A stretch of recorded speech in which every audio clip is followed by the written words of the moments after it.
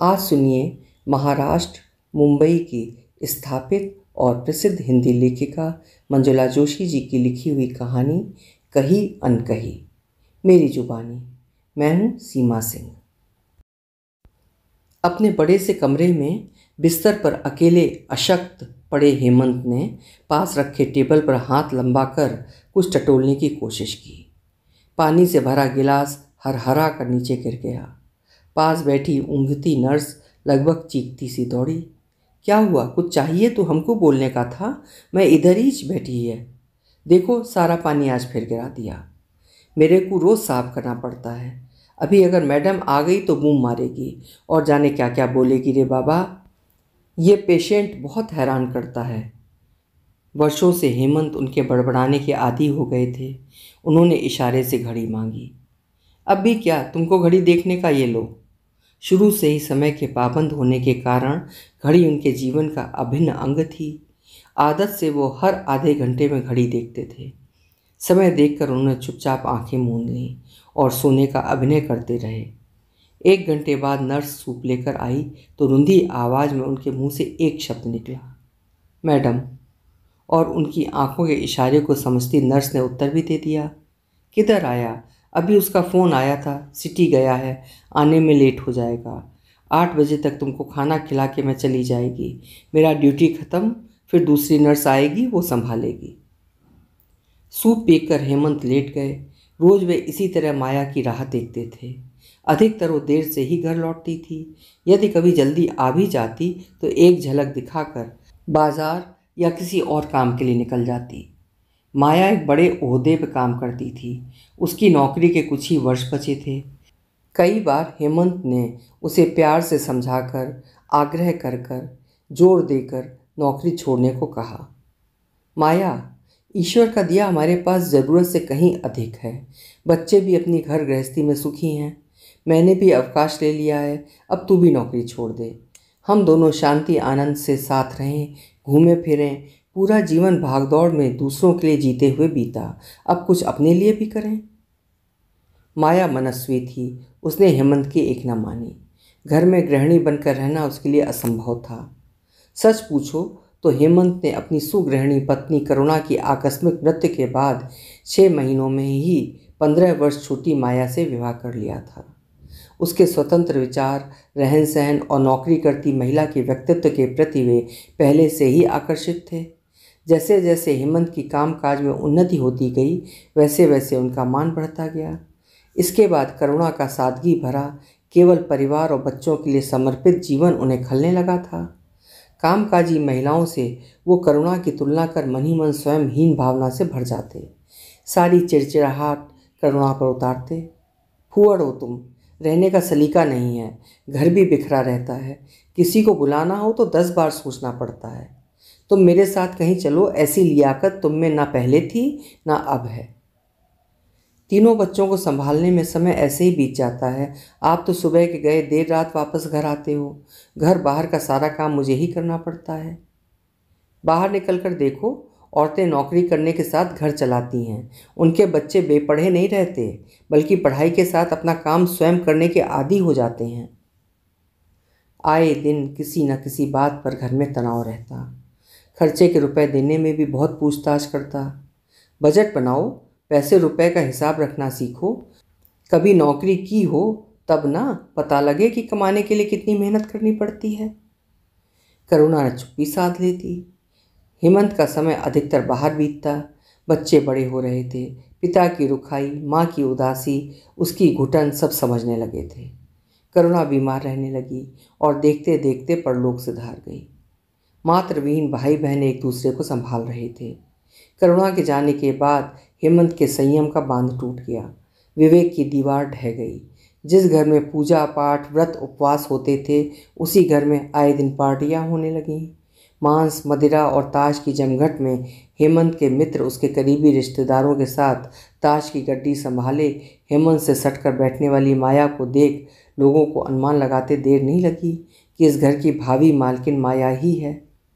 जानबूझकर अपना आंचल गिराती माया के पीछे शराब के नशे में भागते हेमंत के जीवन की डोर धीरे धीरे माया के हाथ आ गई। करुणा की मृत्यु के 6 महीने के अंदर ही हेमंत नई पत्नी ले आया। करुणा के सामने ही माया हेमंत को करीब से जानती थी। पारिवारिक समारोहों, इधर उधर पार्टियों में उनका मिलना जुलना होता रहता था। माया हेमंत के व्यक्तित्व और रहन सहन से इतनी प्रभावित थी कि वो हमेशा सोचती, काश उसे भी ऐसा पति मिलता। 50 वर्ष के विधुर हेमंत, जिसकी एक बेटी विवाहित थी, दूसरी विवाह योग्य थी और बेटा किशोर था, से 35 वर्ष की अविवाहित माया विवाह करने को एकदम तैयार हो गई। करुणा के जाने के बाद रिश्ते की पहल माया ने ही की। हेमंत को लगा, बाहर चाहे कितनी भी महिला मित्र हों, पर घर में एक महिला की उपस्थिति जरूरी है। साथ ही वो जैसी जीवन संगिनी की कल्पना करता रहा, वो सारी की सारी चीज़ें माया में हैं। अवसर क्यों चूकना। हेमंत ने प्रस्ताव स्वीकार कर लिया। तितलियों के पीछे भागना अलग है और अधेड़ आयु में युवा स्त्री को पत्नी का दर्जा देना अलग। हेमंत ने अपने ही पैरों पर कुल्हाड़ी मार ली। लोग कहते, माया ने हेमंत का वैभव देखकर पासा फेंका और जीत गई। जितने मुंह उतनी बातें। माया ने घर आते ही करुणा से जुड़ी एक एक चीज़ हटा दी। बच्चे पिता के भय से मुंह बने देखते। विद्रोह के बीज रोपे जा रहे थे। कुछ दिनों में करुणा की स्मृति धुंधली होकर शून्य में विलीन हो गई। माया अब हेमंत की पत्नी ही नहीं, उसकी सेक्रेटरी भी थी। हेमंत की सारी जड़ें उसकी मुट्ठी में थीं। स्वभाव से रसिक हेमंत अब केवल माया के आसपास रहता। माया उसके हृदय के ताले की ऐसी कुंजी थी जिसके बिना उसका चलना संभव नहीं था। पूरी तरह आश्रित हेमंत किसी पैंट के साथ कौन सी कमीज पहनेगा, कौन सी टाई लगाएगा, कौन से जूते पहनेगा, सब माया बताती। कई बार पहने कपड़े उतरवा कर अपनी पसंद के पहनाती। खिसियाते हुए हेमंत हंसते हंसते मान लेता, मैडम, सेवक आपके कहे अनुसार तैयार है। हेमंत की छोटी छोटी कमजोरियां माया की बड़ी ताकत बनती गईं। बड़ी बेटी ससुराल से पिता के घर कम ही आती। नई माँ का आना उसे बहुत अखरा था। कुछ बोले बिना उसने दूरी बना ली। दूसरी बेटी पिंकी डॉक्टरी पढ़ रही थी। वो शहर के बाहर हॉस्टल में रहती थी। छोटा विक्रम 9वीं में था, सो घर पर ही रहता था। अपनी जवान माँ और अधेड़ पिता के उद्दंड प्रेम का मूक दृष्टा मन ही मन विचलित रहता। वो माया की आंखों में खटकने लगा था। पिता के पास उसका अचानक चले आना माया को सख्त नापसंद था। उस दिन वो अचानक कमरे में पिता के हस्ताक्षर लेने चला आया। अधरंगे पिता को नई माँ के साथ छेड़खानी करते देख वो अचकचा गया था। एक साथ माया बोल पड़ी, बिना खटखटाए किसी के कमरे में घुस आना बैड मैनर्स होता है। ये किसी ने सिखाया नहीं है क्या? तुम इतने छोटे नहीं हो कि इतना भी ना समझो। आगे से मेरे कमरे में कभी मत आना। पापा से काम हो तो जब वो बाहर बैठक में हो तब मिल लिया करो। हेमंत की मौन स्वीकृति विक्रम को अधिक खल गई। वो एकदम कमरे से बाहर निकल आया। उसका सिर अंदर के दृश्य से भन्ना रहा था। उसे माँ याद आ गई। ये वही मेरे पिता हैं जिनके दबंग स्वभाव से माँ डरी दुबकी रहती थी, जो हमेशा बात बात पर उसे ताने मारते, कभी सीधे मुंह से बात नहीं करते थे। वो आज ऐसे दबे बैठे सब सुनते रहे। सब सही कहते थे कि सौतेली माँ के आते ही पिता बदल जाते हैं। कैसे चुपचाप अपने बेटे को प्रताड़ित होते देखते रहे। विक्रम का किशोर मन आहत हो गया था। वो कमरा बंद कर सुबुकता रहा। माया हेमंत काम पर जाते। वापस आने के बाद उनकी पार्टियां चलती। माया को घर और विक्रम से कोई लगाव न था। सुबह का बना खाना उसके लिए एक थाली में ढककर रख दिया जाता। उसे खाना हो तो खाए या न खाए। भोजन जिसमें न स्वाद था न स्नेह, अधिकतर अनछुआ रहता। विक्रम ने घर पर खाना छोड़ दिया। वो बाहर ही अपने बचाए पैसों से कुछ ना कुछ खाकर आता। उसे माँ की याद आती। कैसे वो उसका ध्यान रखती थी। रोज़ उसकी पसंद का कुछ ना कुछ बना कर रखती थी। चाहे उसे कितना भी तंग करे, हमेशा पापा के गुस्से से बचा लेती थी। मुझे ये विचार आया कि विक्रम जिस स्कूल में पढ़ रहा है उसमें हॉस्टल भी है। उसकी वहीं रहने की व्यवस्था कर दूँ। स्कूल के बाद अधिकतर समय वो घर में अकेला रहता है। इस आयु में इतना अकेले रहना ठीक नहीं है। हॉस्टल में साथ ही रहेंगे तो मन भी लगा रहेगा, अपना काम करना भी सीखेगा। हेमंत, तुम्हारा विचार सही है। मैं भी सोच रही थी, पर यदि कहती तो सौतेली माँ का ताना सुनना पड़ता। वैसे भी वो मुझसे खिंचा खिंचा रहता है। उसी से पूछ लो और अपनी बड़ी बेटी पूजा को भी बता देना। उसने तो शुरू से ही मुझसे दूरी बना कर रखी है। आना जाना भी बंद ही है। हेमंत ने प्यार से सहलाया। धीरे धीरे सब ठीक हो जाएगा, जब मन मिलेगा तब वो अपने आप आ जाएगी। अभी तो विक्रम को भेजने की व्यवस्था करता हूँ। माया की दबी इच्छा के अनुकूल सहजता से काम हो गया। विक्रम का घर मन से उचट गया था। वो हॉस्टल जाने को एकदम तैयार हो गया। अब पूरे घर में कोई बंधन नहीं, जैसे चाहो रहो। नव दंपत्ति अपनी स्वतंत्रता से संतुष्ट थे। समय पंख लगाकर उड़ रहा था। हेमंत पिंकी के विवाह की चिंता करने लगे थे। माया की सलाह से वे शहर के नामी गिरामी घरों में लड़के देखने लगे, जिससे उनकी प्रतिष्ठा और बढ़े। पिंकी डॉक्टरी पास कर घर आई तो माया ने एक आलीशान पार्टी का आयोजन किया। कांजीवरम की लाल पाड़ और हल्के नीले रंग की साड़ी में गहनों से आभूषित, ढीले जूड़े में मोगरे के गजरे से सुशोभित माया अतिथियों का उत्साह से स्वागत कर रही थी। नाना प्रकार के विदेशी सुगंधों से नहाए, विशेष परिधानों में सजे धजे स्त्री पुरुषों से हेमंत का विलासी कक्ष महक रहा था। शराब के दौर चल पड़े। शहर के इन संभ्रांत लोगों में श्री एवं श्रीमती शर्मा भी थे, जो बहू की तलाश में थे। पिंकी के कमरे में प्रवेश करते ही सबकी आंखें उसके सौंदर्य पर टिक गईं। श्रीमती शर्मा ने मन ही मन पिंकी को बहू मान लिया। सबसे मिलकर पिंकी अपनी बहन पूजा और भाई की राह देखने लगी। इस वातावरण में उसे घुटन हो रही थी। पूजा और विक्रम आए और वापस जाते समय पिंकी को आगाह कर गए, इतनी बड़ी पार्टी किसी विशेष कारण से ही रखी गई होगी। ये लोग बहुत स्वार्थी हैं, केवल अपना मतलब साधते हैं। पिंकी संभल कर रहना, बिना सोचे समझे किसी बात के लिए हाँ मत कर देना। दूसरे दिन सुबह सुबह शर्मा जी का फ़ोन आया। माया के उत्साह और हेमंत की प्रसन्नता से पिंकी समझ गई कि उसका विवाह बड़े लोगों में तय करने के लिए ही कल इतना विस्तार किया गया। वो भी उसे बिना बताए अंदर ही अंदर बात करके निर्णय ले लिया गया है। हेमंत के बात शुरू करने के पहले ही वो बोल पड़ी, पापा, मेरे लिए रिश्ता तय करने की ज़रूरत नहीं है। मैं अपने मित्र असीम से प्यार करती हूँ, उसी से विवाह करूँगी। प्रेम कैसे होता है, क्यों होता है, ये आपको समझाने में कठिनाई नहीं होगी। हेमंत निरुत्तर थे। माया बेफर गई। इतने बड़े घर से रिश्ता आ रहा है, उसे ठुकरा रही है। माता पिता बच्चों का भला ही सोचते हैं, इसे कौन समझाए। भाई बहन कान में कुछ डाल गए होंगे।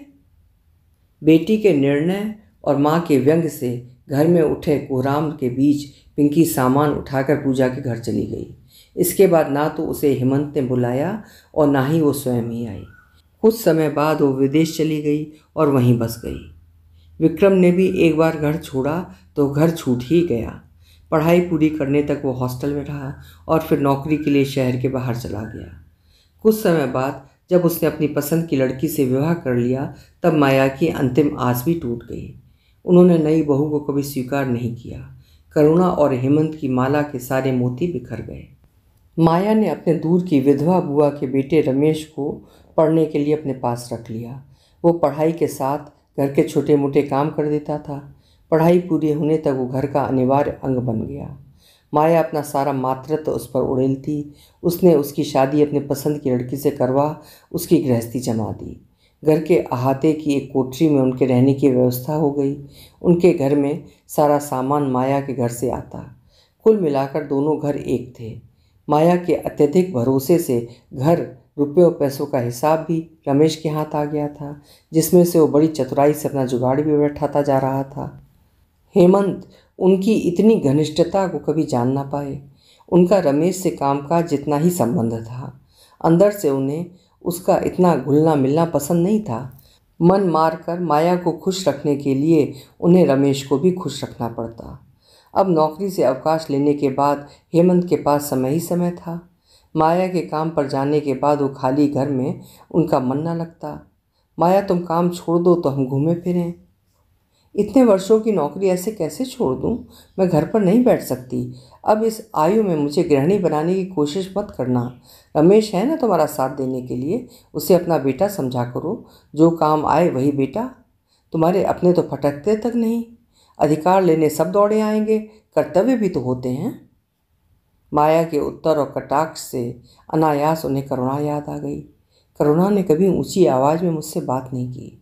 आज होती तो मेरा ध्यान रखती। हमारे बच्चे भी तितर बितर हो गए। विक्रम और बहू यहाँ रहते तो घर कैसा भरा रहता। पूजा पिंकी भी आते जाते रहते।